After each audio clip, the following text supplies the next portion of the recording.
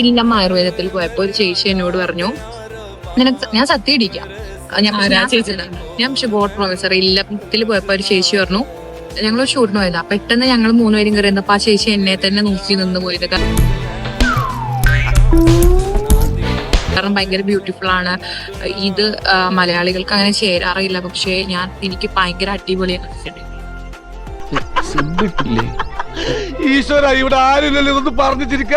എനിക്ക് ഭയങ്കര അടിപൊളിയാണ്, പറയാതിരിക്കാൻ പറ്റില്ല എന്ന് പറഞ്ഞാൽ ചേച്ചി 2-3 തവണ പറഞ്ഞു.